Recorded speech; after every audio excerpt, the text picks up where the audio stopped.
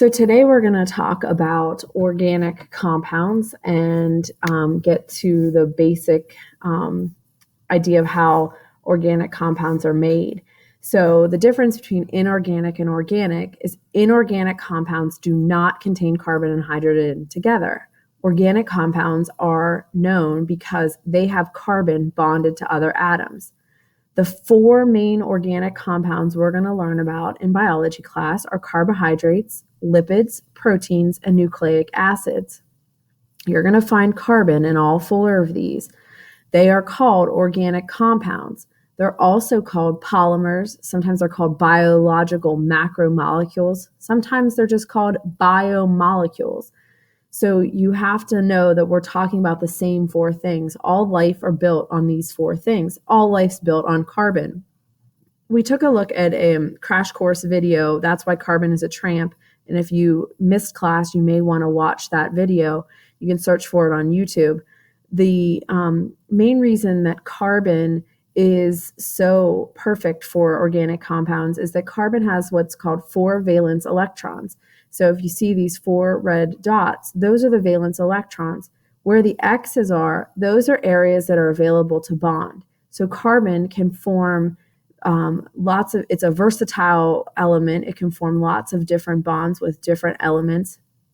And therefore it makes an ideal element to have all life based on.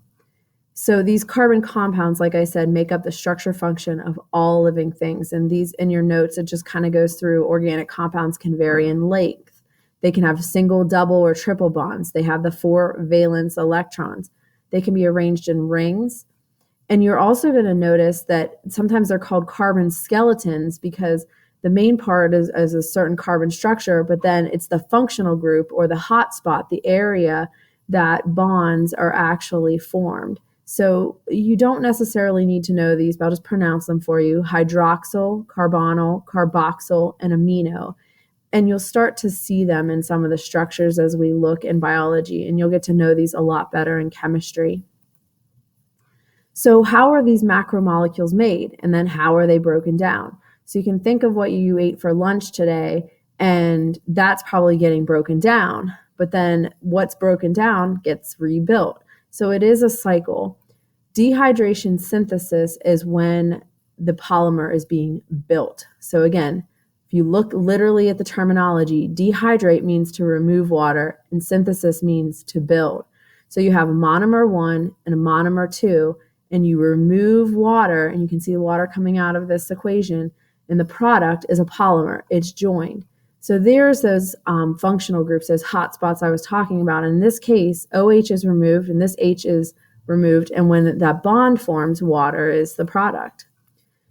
The opposite of that is hydrolysis, when water is used to break apart molecules.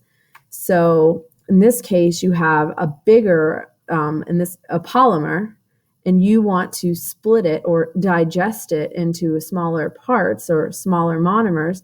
So you add water, and then adding the water just returns those functional groups, and you now have 2 monomers. In class, we did an activity where we joined several monomers together, and we counted how many water molecules were formed. So right here, you see when you join 2 monomers together, you get 1 water molecule. So how many water molecules would you get if you joined 6 monomers together? So think about it for a second.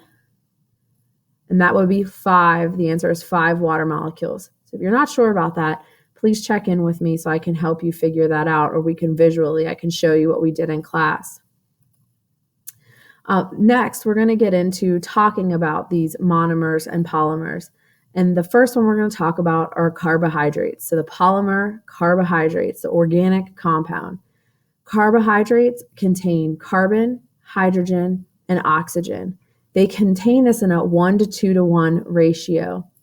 So over here in your notes, you can see what we did was we were counting how many carbons. So there were 6 carbons. There were 12 hydrogens in this diagram, and there were 6 oxygens. So there's our 1 to 2 to 1 ratio. We looked at another one that was 7, 14, and 7. So we could really kind of put anything in here. So if you had 16 hydrogens, you'd be able to figure out how many carbons and how many oxygens. So take a minute to figure that out, and it would be 8 and 8. The general function of carbohydrates are structural, and they provide energy. So some examples of carbohydrates, actually I'm going to go back 1 second here and talk about this. The monomer of carbohydrates, so the building block, are monosaccharides. So this is a monosaccharide because there's just one sugar right here. Some examples are glucose, galactose, and fructose. And hopefully you hear the ose ending, and I circled them in the notes and reminded students when you hear that, it should be a hint that it's talking about a carbohydrate. Now, on to the next page, you'll notice all of the carbohydrates have this ose ending, okay? So you have sucrose, lactose, maltose. A disaccharide has 2 monosaccharides joined together, and then polysaccharides have many monomers joined together. You are responsible for knowing these polysaccharides: starch, which is found in plants and used for energy; cellulose, which is found in plants and used to build cell walls; glycogen, which is found in animals and used as energy storage for quick energy; and chitin, which is found in exoskeletons of animals and things like fungi or mushrooms. So just some fun facts. Monosaccharides are called simple sugars. Polysaccharides are called complex carbohydrates. And I'm going to jump ahead. We are doing a lab, and you don't have this in your notes, but if you were absent and you missed the lab, back up here, we took a look at 2 tests. That it's called a carbohydrate lab, and we basically used 2 tests to determine which carbohydrate was present in the foods we eat. As I mentioned, if you read the ingredients, you might see something says lactose, but you won't necessarily know what kind of, if it's a mono, a di, or a polysaccharide. So there are 2 tests. The Benedict's test tests if there's a monosaccharide present in a certain type of food, and the iodine test tests if there's a certain type of polysaccharide in the food. So students ran both tests to kind of use process of elimination to figure out something like oatmeal. Does it have monosaccharides in it, or does it have disaccharides or polysaccharides? So if you, again, were absent, you do not have to make up this lab. We kind of threw out the materials, but a classmate can describe what happened so that you can see or kind of hear what occurred in this test, and even find out some of the foods you eat, whether they're monosaccharides, which kind of provides you very little energy, compared to a polysaccharide, something that's more of a complex carbohydrate, provides a lot more energy. So I hope that is helpful.